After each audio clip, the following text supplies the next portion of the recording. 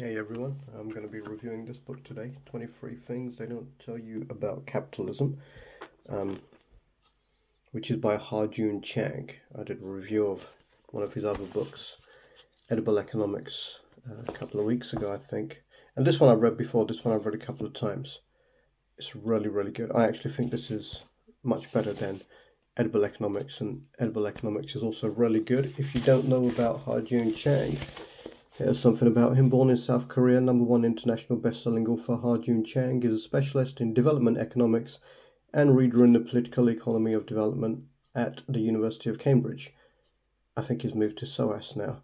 In 2005, Chang was awarded the Wassily Leontief Prize for advancing the frontiers of economic thought. He's the author of Kicking Away the Ladder, Development Strategy in Historical Perspective 2002, which won the 2003 Gunnar Myrdal Prize, and Bad Samaritans, Rich Nations, Poor Policies, and the Threat to the Developing World. I haven't read that one. 2007. Since the beginning of the 2008 economic crisis, he has been a regular contributor to The Guardian and a vocal critic of the failures of our economic system, and he's really, really good. The 23 things they don't tell you about capitalism should be actually put in context, because one of the things he mentions in there is capitalism is the worst system there is apart from all the others, so it's the best we have. And what he actually goes at, what he explains the shortcomings of, is free market capitalism, or neoliberalism especially, which is what the UK has been practicing and the US has been practicing since the 1980s, and has really forced upon every other country as well. Sub-Saharan Africa, Asian countries that would listen, South American countries that would, well, they don't really listen. If they don't listen, they just go in there and conduct a military coup, kill a lot of people, or say, you're not going to borrow any money from the IMF unless you do these policies. But, as this book so brilliantly explains, illustrates, and gives supporting evidence for, it's an absolutely dog shit political system that doesn't really work for anybody. And even for countries like the US and the UK, all it's done is massively slow down growth and make everyone poorer, apart from the very rich at the top. There's a problem there, because if you create division in society, just like a lot of people love to, there's the old divide and rule, there's the whole Zionist thing, which is falling apart now because of the massacres, genocide, about, promoting and funding and paying for and advertising Islamophobia all over the world, because then they don't mind so much when they murder Palestinians. Or they're also bombing Syria and Lebanon right now in 2024, in case you didn't know. I guess they must all be terrorists too. But you can divide people through economics by creating a big gap between the rich and the poor, because it creates an underclass. The biggest underclass in the world is actually in the States, which is why you have 8 times more people in prison per head than the average European country.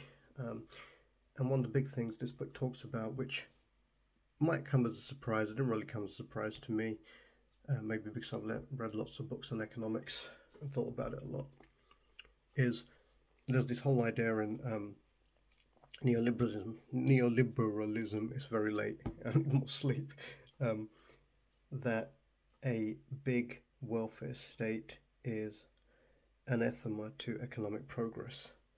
That's actually been shown time and time again not to be the case, because when people have a safety net, they're more willing to take risks with their careers. So a big welfare state in many cases actually makes economies more dynamic. And I'm just going to talk about the effects rather than the history. The history is fascinating as well, and there is a lot of it covered in here. But some of the things, firstly, there's no such thing as a free market, because the government always decides something about the market. No market is absolutely free. One of the things that neoliberalism likes to, if you likes to tell us, and then there's idiots who support Liz Truss who say, actually, she's been proven true now after blowing a 30 billion hole in the economy and fucking an entire country in a generation through her stupidity and her love of neoliberalism. Seems like she also loves racism. So, she's sharing a platform with people like Tommy Robinson, fucking moron, who's paid for by the Zionists. Oh, anyway, getting back to the point, is and then you have idiots going on news channels and saying, well, it should actually been proven right now. Where's the proof? It's like when Israel says, there's people in UNRWA who are terrorists. Where's the proof? They can't answer that because there is no proof. It's just bullshit. Stick to the point. Stick to the point. So, countries like Sweden, where people are much richer, where the average income is much higher, where there's a lot less, where the economy, most importantly, where the economy grows much faster than in the US, than in the UK, have some of the world's biggest proportion of GDP spent on the welfare state. So any of these assholes who tells you that raising the welfare state will run the economy is talking out of their arse, and they're probably too stupid to realise it. This all started with Friedman's book, The Freedom to Choose, about the idea that if you leave everything to the market, then the market knows best because it's made up of rational people, right? Rationality can eat shit because it doesn't exist. People aren't rational, nor are they entirely self-interested, as classical economic theory and free market theories would love to tell you. A Japanese guy at an economic convention once said the whole idea that everybody, well, an American asked him, it's in this book, how his company, it was a steel company, one of the biggest in the world, has become so successful. And he was actually speaking up to the Japanese guy in response to the American telling, the room that everybody's self-interested and workers have to be motivated by money because they can't do anything unless it's in their own interest. And he said, well, this is nonsense because we leave a lot of autonomy to our workers because they know best, because they're on the ground and we trust them to make decisions. Oh, how does that sit with free market economics? It doesn't. The Americans before that had wanted to know how the Japanese had become so successful. Well, it wasn't by following your bullshit theories. How did America become so rich, and how did the UK become so rich? It was not through free market capitalism. They used tons of protectionism, tons of, banning the import of foreign-made goods so that their goods were infant companies. They're coddled, they're looked after like infants. So they never even got rich through free market capitalism themselves. But then there's all this nonsense push that, people must be motivated. So you motivate the rich by letting them get as rich as possible, and you motivate the poor by basically paying them so little that, if they don't work, they'll starve to death. It's kind of double-sided there. It doesn't work. People aren't entirely self-interested, and they're certainly not rational. Absolutely not rational. After the 2008 banking collapse, which was only really possible because banking was so far removed from reality, finance, let's call it, by the removal of all the regulations that free market capitalism thinks is such a good idea, that the Queen then said, how comes, Queen Elizabeth II now passed away, how comes nobody saw this coming? And they said, well, it's a failure of imagination. Well, according to economics, there is no imagination. Everyone's rational. So it's all bullshit. They didn't see it coming because they don't understand the market. Scholes and Black had a market model, the two greatest economists on earth, that set up hedge funds with them. Massive bust, long-term capital management, because they didn't know what the fuck they were doing. They couldn't understand the market. They knew what they were doing in terms of convincing people that they knew what they were doing and they could predict the market, but actually the market proved them wrong. And then they went and set up hedge funds themselves. That also crashed, losing billions. So yeah, that's bullshit. But let's go through some of the things, the 23 things. All right, so let's see. And the chapters are just called things, like Thing 8, capital has a nationality. Well, it does, because what you get paid is largely defined by immigration policy. In free market capitalism, the idea is that everybody gets paid what they're worth, but that's bullshit. Because according to their skill and how hard they work, that's bullshit as well. Because let's say you're a bus driver in India, that's an example from this book, you're going to have a much harder time driving around without killing anyone or any animals or any cows or any monkeys or anything like that that are roaming on the streets than the bus driver, say, in Sweden. But the bus driver in Sweden gets paid 10, 20, 30 times more. Who's the more skilled? Yeah, so that's bullshit as well. It's because of controlled immigration. If everybody was paid in free market capitalism, there's no restraints, there's no regulations, so employers can and will pay the minimum they absolutely have to just to keep people working. They're going to pay the people who are willing to work for less. So that will be someone coming from a poor country to a rich country, and all the people who are used to getting paid more in a rich country will suddenly not get paid that. So yeah, so you see, there's no such thing as a free market because the government has to control what happens in the market largely through immigration policies as well. It's just a bloody brilliant book. It really is. What's another thing? And also the idea that you should hire. Oh, I met some arsehole, didn't I?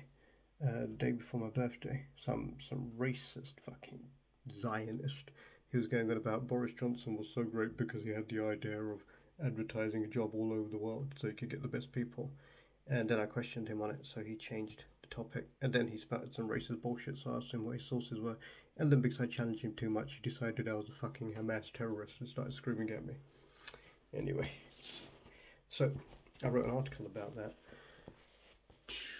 Yeah, if money stays, they say money has no nationality.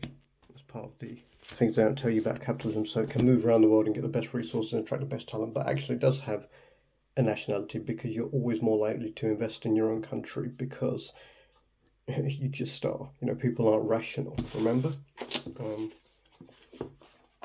I don't feel I'm doing a very good job of reviewing this book, so I want to read some of the stuff that's written on the back. Masterful, a witty, iconoclastic, and uncommonly commonsensical guide to the follies of economics. For anyone who wants to understand capitalism not as economists or politicians, but as it actually operates, this book is invaluable. That's by The Observer. Incisive and entertaining by Robert Skidelsky. They have done a lot of work on economics as well. They've written some good books, I think. Important arguments about how economic theory needs to be rethought, an engaging case for a more cautious and caring era of globalization. The last chapter in this is about how to fix the world economy, how to rebuild the world economy. And he talks about 8 things here. So this is worth just a quick scan, but I don't want to give you too much information in case you read the book. I don't want to spoil it for you. I don't want to be a spoiler. So let's say, so what is to be done? To begin with, paraphrasing what Winston Churchill once said about democracy, let me restate my earlier opinion that capitalism is the worst economic system except for the others. My criticism is of free market capitalism and not all kinds of capitalism. The profit motive is still the most powerful and effective fuel to power our economy, and we should exploit it to the full, but we must remember that letting get loose without any restraints is not the best way to make the most of it, as we have learned at great cost over the last 3 decades. The last 3 decades since everybody decided to discount any economic theory apart from free market capitalism and impose it on everybody, and it slowed down growth massively everywhere it was implemented, forced, often, like in sub-Saharan Africa. The US had the slowest growth rate of just about any developed economy. That's because they're the most fervently free market. Idiots. Oh yeah, and the miracle economies, the South Asian economies, that grew the fastest, they had no economists. The economy was run by ex-military men, engineers. So you don't need great economists to, great economists are people like Black and Scholes. Great economists, sure, but when it actually came to making money, they lost everyone's money repeatedly. So it wasn't just the one theory, it was their core beliefs about economics and how it works.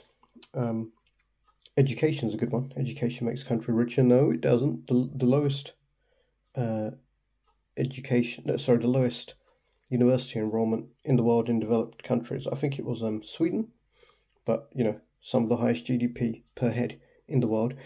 Then there's this whole nonsense of post-industrial age. Well, the post-industrial age is the idea that we should all move into service economies once we're a developed economy. Service economies cannot exist without industrialization because that makes the money, and the service economy is largely parasitic upon manufacture.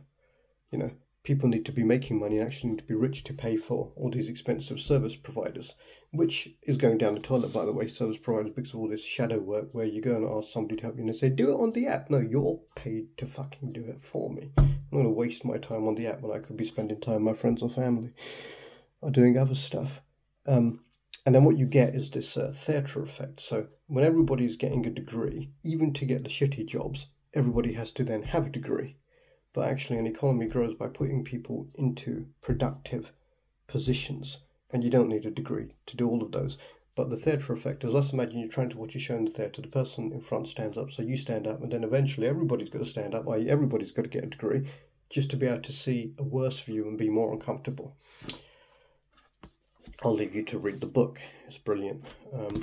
I've read it a few times, and I'll probably read it again because it's that good. But I'll get his other ones as well, The Bad Samaritan, Kicking Away the Ladder, or whatever it's called. But he is Ha-Joon Chang.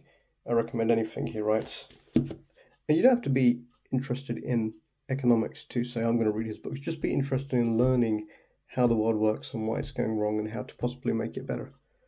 I think that's motive enough. So, hope you enjoyed that. Until the next one.